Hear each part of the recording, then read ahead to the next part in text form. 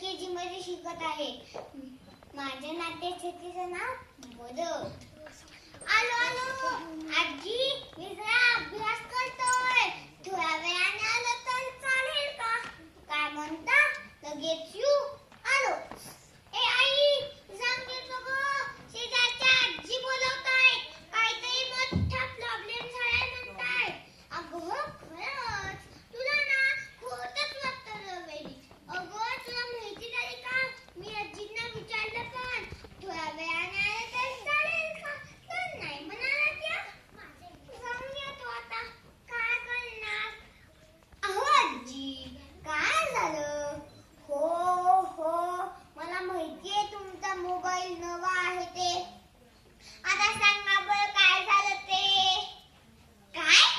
Number कसा save करायचा? अहो आजी, शेव नाही, शेव खायची असते. पालक शेव, लसूण शेव. आणि हे सेव, सेव यांच्यासमोर ओलून माझा घसा कामात न जातो. यांना हे खेळणं आणून दिलंय यांच्या मुलानं, तो जातो निघून आणि दिवसभर मला प्रश्न विचारत राहतात. हे बघा, असं ऍड कॉन्टॅक्ट करायचं की झाला shave number. Sorry, save number. हुश, झाला बुवा यांचा मोबाईलचा प्रॉब्लेम सॉल्व्ह. अहो रोज मला बोलवतात. आज काय तर 30 माणसाला फोन लागला. उद्या काय तर तो फोनच बंद पडला.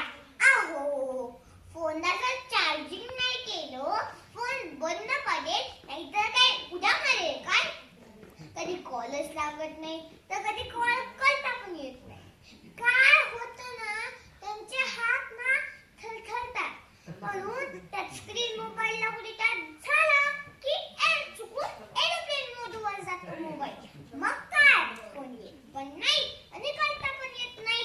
एक ना दोन, 100 भानगडी. मग काय, या सगळ्या रोगांवर हा एकच सामान उपाय. हा प्रज्वल प्रज्वल प्रज्वल. पूर्वी काकू माझ्याशी जरा रागारागानेच बोलायच्या.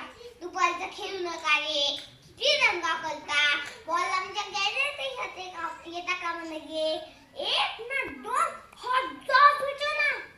पण जेव्हापासून मोबाईल आलाय आणि मी त्यातील अगदी सर्वज्ञ असा त्यांचा समज, बरोबर गैरसमज मला जेव्हापासून झालाय ना, तेव्हापासून त्यांच्यात आमूलाग्र बदल झालाय. सारखं मला बोलवतात. प्रज्वल, तुला खाऊ देऊ का रे? खेळायला जा, मुलांनी खेळायला हवं, वगैरे वगैरे. मग काय, मी पण ऐकतो काय? खात जा, खाव. आजीने हाक मारली की चालतो. आत्ताच यायला हवं का? थोडा अभ्यास आहे. अहो मिळतो भाग तर स्वतः कशाला?